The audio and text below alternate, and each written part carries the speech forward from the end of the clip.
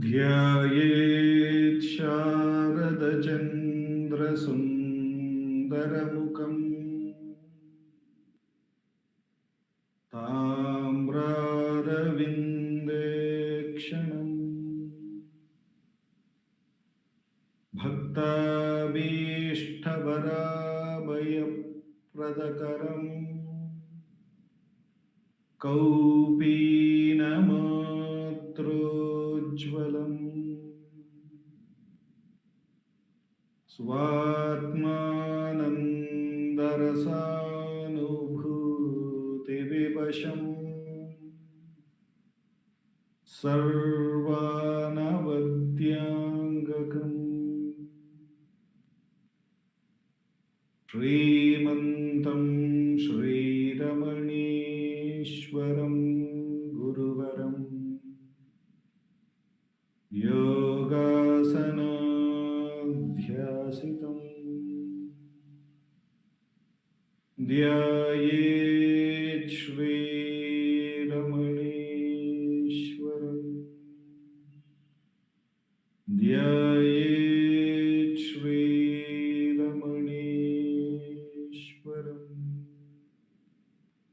ध्यायेत् श्रीरमणीश्वरम्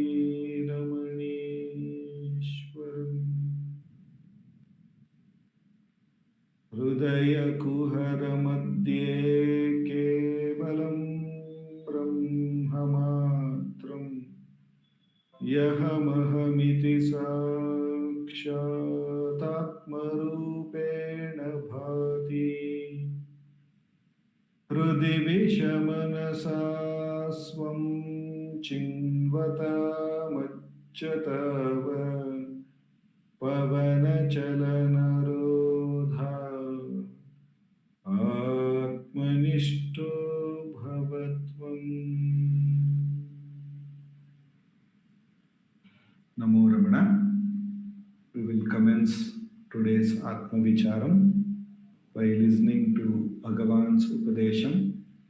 We have been reading his Upadesham from the book Ramana Answers, Self-Enquiry 1900 to 1950, a compilation of all the answers given by Bhagavan on Atma Vichara between 1900 to 1950 by our founder, President Sri A.R. Natarajanji.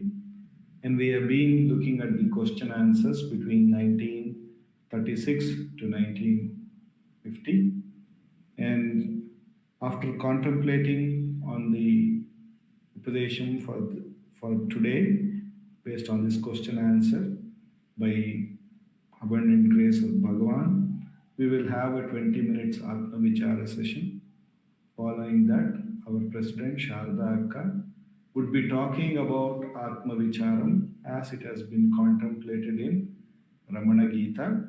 And finally, we will have the concluding prayers to Bhagavan. Today, we are looking at the 73rd question answer.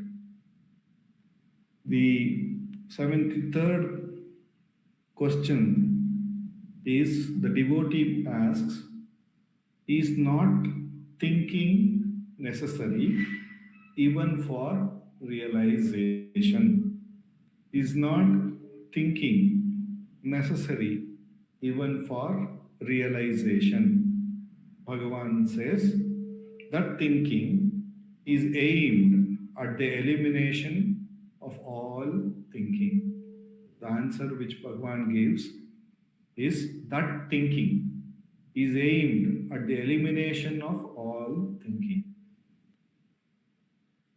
The virtue of the question is very clear, that we take the thinking mind as very important tool, and not only that, we also consider this waking state, which is when this predominant thinking facility is there. Because dream, even though we may think, as soon as we wake up from the dream, we know that it is a dream, it is not very important. Whereas this waking, which seems to have a sort of continuity, makes us feel that this thinking is very, very important for us. And even when we go to a Sadguru, even when we read a book, even when we hear something, our Shravana will be followed by Manana, which is about thinking. So the question naturally is thinking not necessary for realization? And when the question of realization comes, which is the nididhyasana, the real avoidance in the truth, why is thinking required? That's what Bhagavan is asking. So he is saying that thinking is aimed at the elimination of all thinking. It is only whenever we are thinking, if we closely observe our day-to-day living, whenever we are in this process of thinking, in this waking state, then and then only we see this whole world of differences, whether it is in the waking or in the dream. Whenever we have the mind that arising and the thinking process initiated, then our common experience is that we see differences. We see difference as I, others, place, name, all time, everything comes into the picture. If there is no thinking, and the only example that we can say where there was no thinking, only direct experience where we have no thinking is obviously the deep sleep, where the thinker is absent, the mind is absent, thoughts are absent. What difference do we find? Absolutely no difference. And since there is absolutely no difference, there is no worries, no question of realization, no question of I have not realized either. There is absolutely loss of all differences, and that is our experience. So, in Talk 244, which Nanda Kumarji often keeps bringing to our attention, where the Maharani Saheba asks Bhagavan, can I not see God?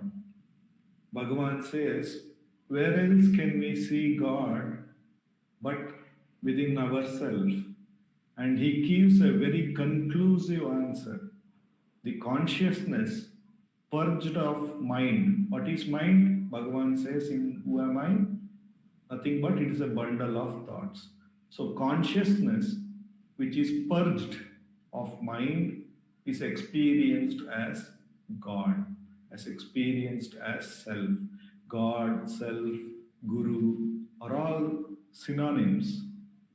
So that realization where we experience God or the self or our Guru Ramana in his natural state is only when the mind or only when the entire thinking faculty as is eliminated, Bhagavan is saying here. So in realization, that is in the state of nididhyasana, in the state of aparoksha anubhuti, direct experience, not in the state of Shravana and Manana. In Shravana, also there is thinking, there is more of thinking in the Manana. But if we are talking about is thinking necessary for realization, which is nididhyasana, which is avoidance, Bhagavan is saying, no, what is required is the thinking is only aimed at eliminating all thinking. In realization, when we are free of the entire thinking activity, or when we are purged of the mind, as Bhagavan says, the consciousness which is purged of the mind is is felt as God, is nothing but self.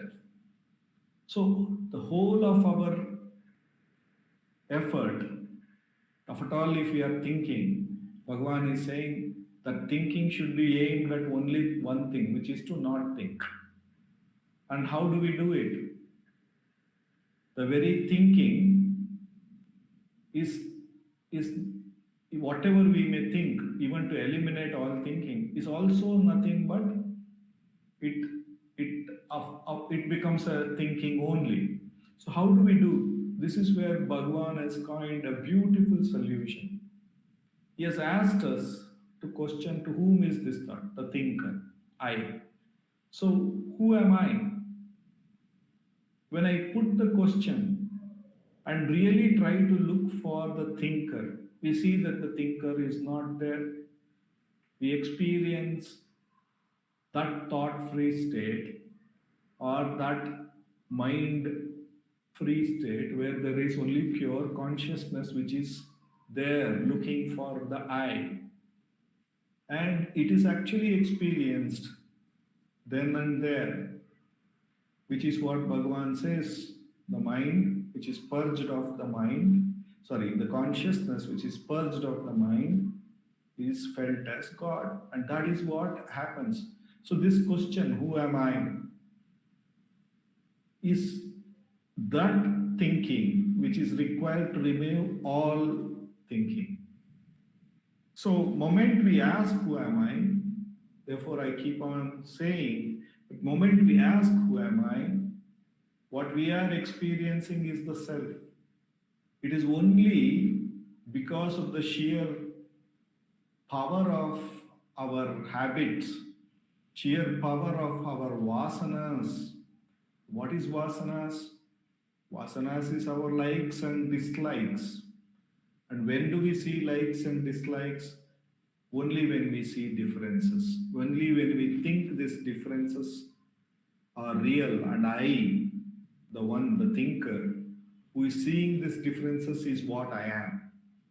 Instead of recognizing I am pure consciousness, I am pure existence, when I take this thinker to be me, when I take this ego to be me, this body consciousness to be me, and then I see differences because of it, because the first difference itself is this identity that I am this body and mind, and subsequently holding on to that difference, I see many differences.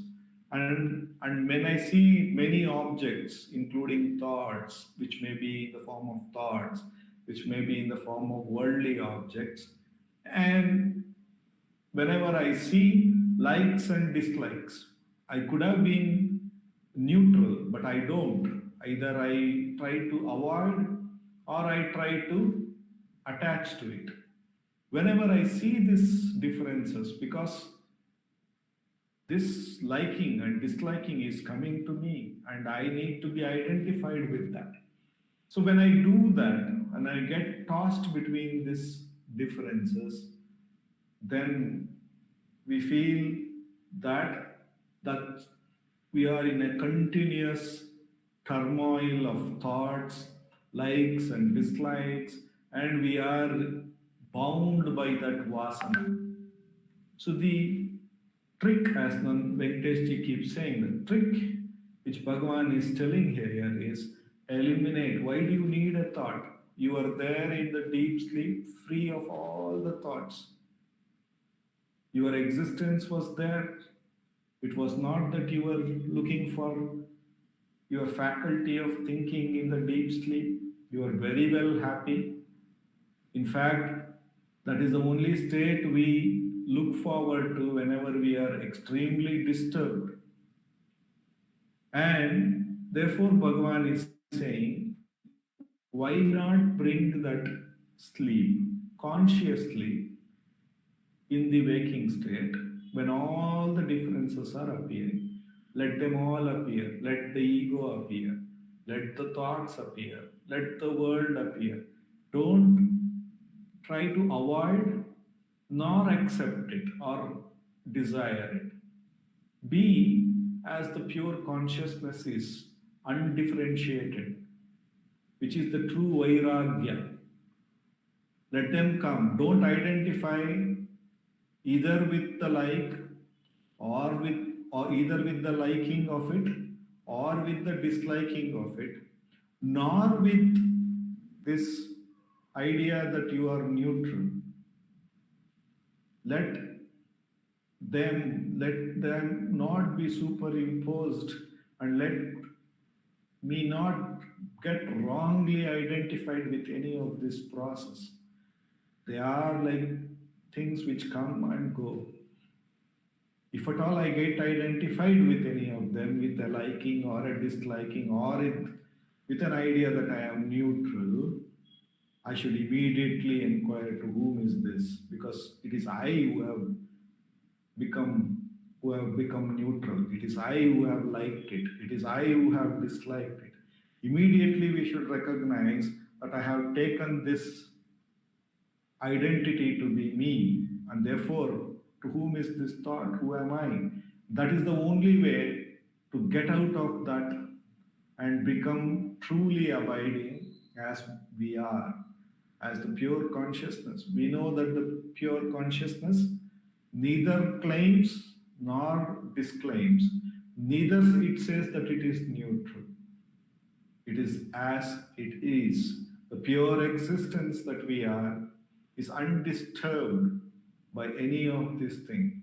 And by repeatedly abiding or remaining in our natural state without getting wrongly identified, without superimposing or without taking something else to be us, that is the way to remain in that state of realization. And if at all we superimpose, take something else to be us, then Bhagavan says, then the thinking should be only to eliminate that superimposition or to eliminate that wrong thinking. And therefore we should ask, to whom is this? Who am I? Otherwise, we are already the realized beings. All we need to do is stop identifying ourselves through this process of thinking to anything which is object and take it to be ourself. And that is what Bhagavan says, the consciousness purged of the mind is experienced as God. With the immense grace of Bhagavan, with which alone we have come to this most direct path. For the next 20 minutes, let us do Atma Vichara. No matter how many thoughts come, no matter whatever is the nature of the thought, if at all it rises, we can recognize that I am identified with the idea of a division as I, as this name and form.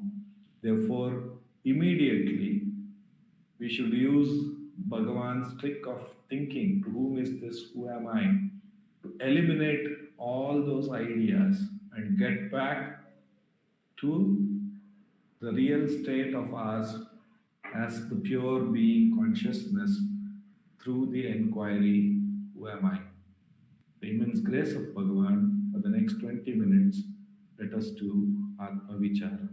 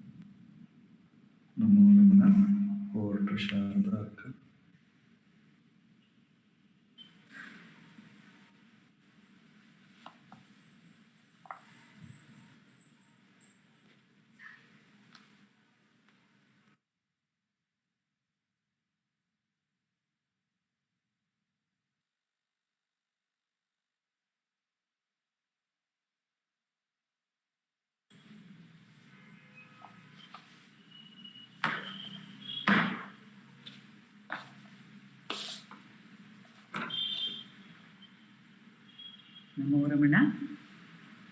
Prostrations to Ramana, shining as a self in all beings. By the immense grace of the self, manifests as Ramana,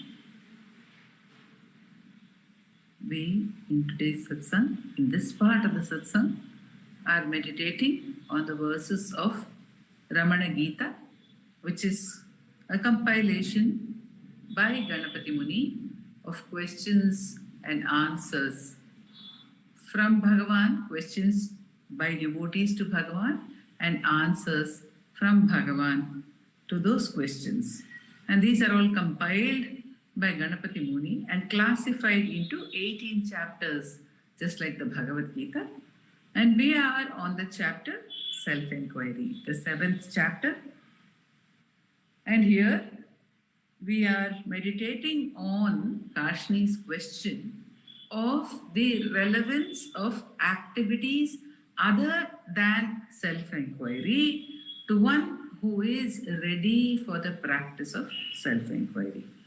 So here Bhagavan says readiness to the practice of self-enquiry, because is from the perspective of how ready in one sense. Is it possible for us to be 24/7 given to self-enquiry? Or is it that we are just beginning to have interest in self-enquiry or beginning to have interest in self-abidance? How does one distinguish? One distinguishes by the fact that the mind does come out. If the mind comes out, that means it is not yet ready to be fully abiding in the self.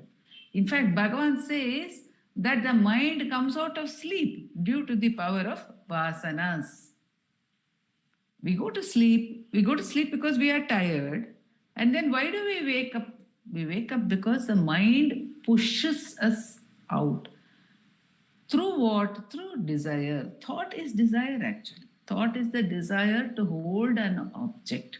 Any object. It is a desire to hold an object. So however subtle that object, however good that object, there is a desire to hold the object. And that desire springs from the desire to remain with identity, because we are used to that. We are used to an identified existence.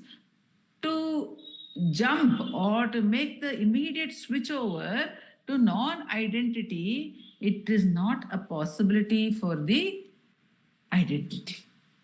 Therefore, Bhagavan says, practice self-enquiry, which gradually weans us from the identity. But the question, who am I, gradually weans us from the identity. It is not a sudden jump. It cannot be possible. So Bhagavan says that when the process is gradual, what happens is it's a sort of, with one part of the mind we doubt this identity. We are not completely given to it. We wonder about it at least. When situations arise, when difficulties arise especially, what do? We ask ourselves, for whom is this? Am I the one for whom this difficulty has arisen? And gradually, as the practice deepens, as self-enquiry practice deepens, then this question arises very much more frequently. In the midst of various experiences, again and again the question arises within us, for whom is this experience? For whom is this experience? So this is a preamble to self-enquiry, but actually Bhagavan says self-enquiry is going to the source. So even though we may ask ourselves, for whom is this experience? The answer will come, it is for me. Then we ask ourselves, who am I? And then the mind sinks into the heart. So again and again the process is there. It goes outward. This is one thing. The second thing is that Bhagavan has given his answer to Mother Aragama that the course of the body is as per destiny. We say the course of the body because here to Mother Aragama, Bhagavan says that destiny is all powerful. That there is the supreme power, that supreme power remaining everywhere, angang irundu, where everywhere, he doesn't say even everywhere, he says in every space. Where now if I am moving my hand in a particular manner, this is moved by that great power. So angang irundu aattu vippan, it makes us move like a puppet in a string.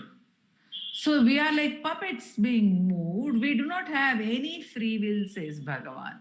When we do not have any free will, does the question arise whether I can do this or not do this? So the question does not arise at all. We may be forced to do certain things. We may be forced to go in a particular direction by the course of destiny. But the mind asks us, because we do not know the course of destiny, so we ask ourselves, should I be doing this now? Should I not be doing something better with my time? Am I wasting my time? All these questions may arise. In fact, Bhagavan gives the answer about destiny only to cut off thinking about the directions that we need to take. There is a course, life is going at a particular pace, it's going in a particular manner, allow it to go. You give your entire attention to the self and to the self alone, says Bhagavan over there. Now people have asked Bhagavan, if everything is destined, how do I do self-enquiry? Then Bhagavan says, this is for the body. The freedom is there in the mind either to attach itself to the bodily experiences or free itself from the bodily experiences and turn back to the self. So if we are by the course of destiny, by the force of destiny, by the momentum of our own actions, if we have to do certain things, then should we question ourselves and worry about it and think, oh, am I wasting my time? Should I be doing self-enquiry instead? Actually, there is no room for any such question. Because when the mind is engaged externally, it is engaged externally, and it is best to do Ishwararpitam karma. Offer the actions to God, as Bhagavan says in Upadesara, and do them. So here Bhagavan tells us in Ramana Gita that if you do such good actions, they prevent you from doing negative actions. When there is a inclination in the mind for activity. Sri R. Natarajan, the founder president of Ramanacentre for Learning, he used to always share with me, he used to say, I am not capable, he would just say, I am not capable of sitting 24/7 in dhyana, doing self-enquiry. So we have been greatly blessed by Bhagavan that we can engage in activity related to him, in thinking about him in some way or the other. So even over here Bhagavan says, if you do these good activities, the prescribed activities which Kashni has inquired about, Snanam, Sandhya, Japo, Homam, Swadhyayo, all these things, one's own duty, having a bath, keeping oneself clean, doing the prescribed activities at the prescribed times, doing japa, doing the repetition of God's name, offering some kind of worship if one goes to the temple. In fact, going to the temple itself, should one do this or should one not do this? And Bhagavan says, if your practice of self-enquiry is still not, as he explains to us in Appalam song, Santatam, if it is not 24/7, then it is good to take the support of these activities, because mind is still externalized. When it goes out, it could go in any direction. It could go in an unwanted, unnecessary direction. So better than allowing it to go in an unwanted, unnecessary direction is to give it a good direction to travel in, which will purify the mind. Bhagavan has given in another instance the example of an elephant's trunk. Bhagavan says an elephant's trunk will constantly not only keep moving, it will grasp objects. He says it will go and grasp some object or the other. So the Mahut always gives the chain to the elephant to hold. So when or it may be a stick, a small bamboo stick, or a sugar cane, or some kind of chain which is given to the elephant to hold in its trunk. So when it holds this object, its trunk does not sway and seek other objects. So Bhagavan is saying that if we keep some good activities as a part of our routine, these will support us. Now, when do these activities drop, or when should we stop these activities is a question. We need not stop them at all. What about after one gets self-knowledge? The same rule applies. If one can do self-enquiry along with activities, one who is abiding in the self can certainly engage in any activity whatsoever. At the same time, we must not misconstrue that people, the great ones, the Siddha Purushas, the Jivan Muktas, when they are engaging in activities, we must not misconstrue that they are engaging in order to gain anything. There is nothing for them to gain. This Bhagavan reiterates again and again. So, in the following verses, he says that the masters who practice any of these activities, they do so because of the kindness, the compassion which they have. So he says here, Paresham Upadeshaya.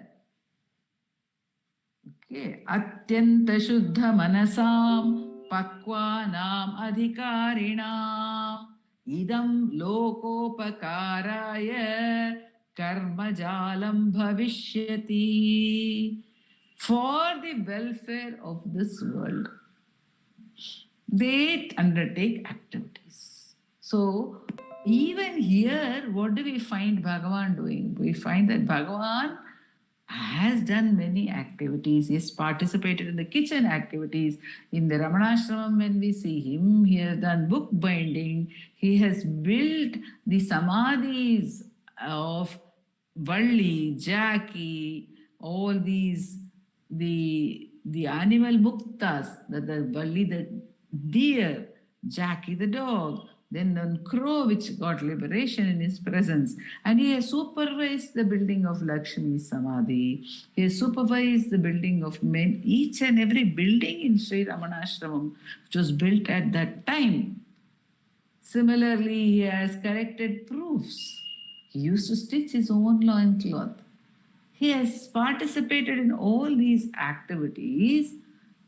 For what purpose? Out of compassion. What is that compassion actually?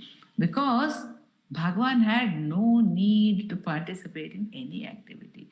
If we see his early years in Tiruvannamalai, he was in the Patala Lingam, where nobody could practically enter or see him. He was hidden in the Vahana Mantapam.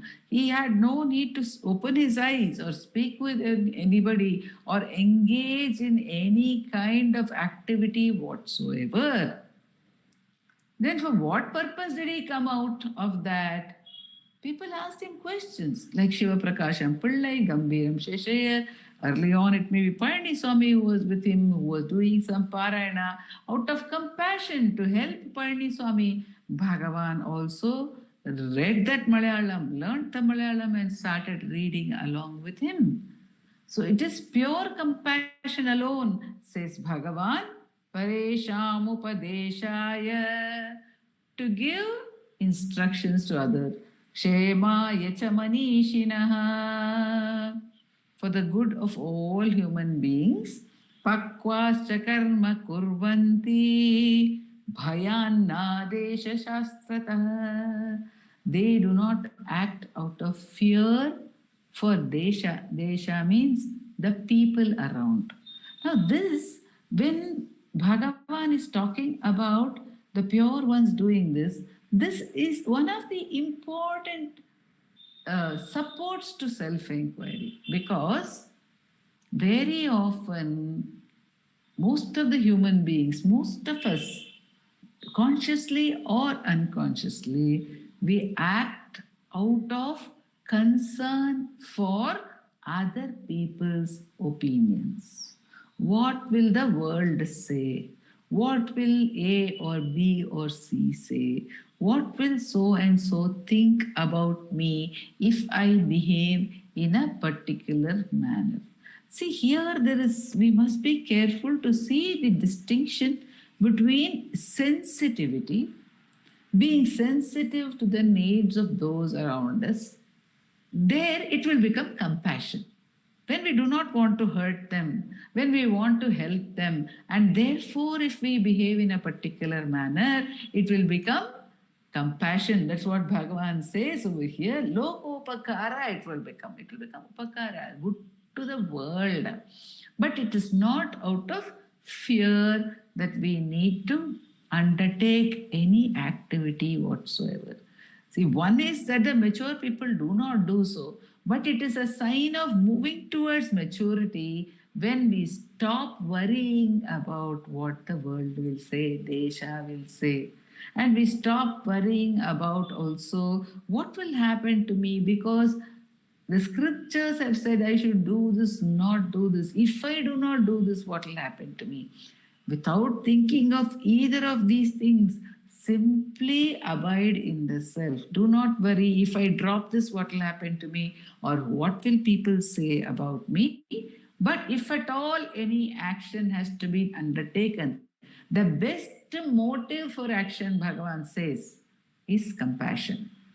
If at all we have to be active in this world, it can be out of compassion. That is, it is for the good of the society, it is for the good of the world that this action is being undertaken. Such an action is not only undertaken by Pakvis, Bhagavan says, but we can also understand when he says that in our sadhana, the kind of actions, if we have at all, to the extent that we have a choice or we think we have a choice, let us engage in activities which are for the greater good of a larger number of people.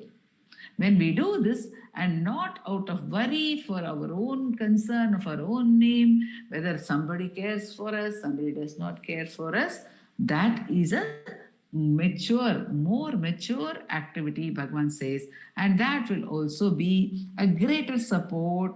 And vichara pratikulani na punyani na punyani na rashabha. It will not, such actions will not impede vichara. Vichara pratikulani na punyani na rashabha.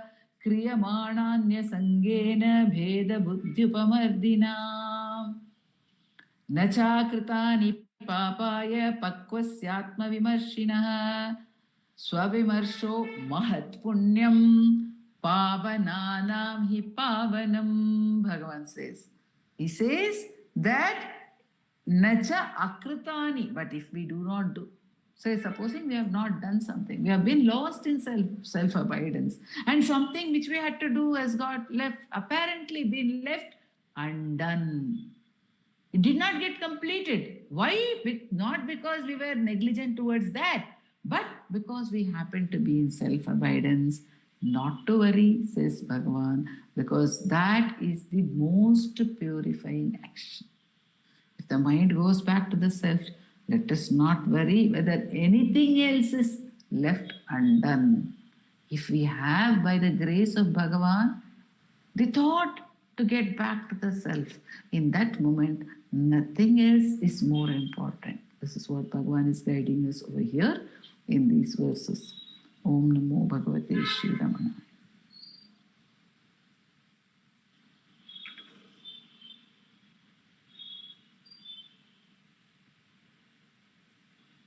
Namo Ramana.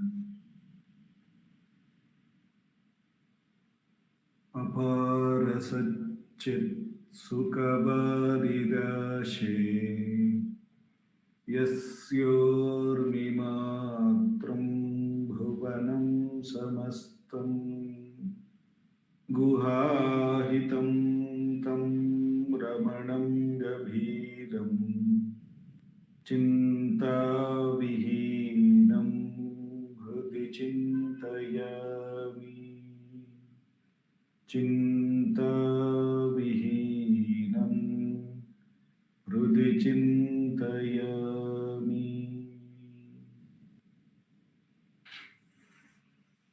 NaMo Raman, NaMo Raman. Namo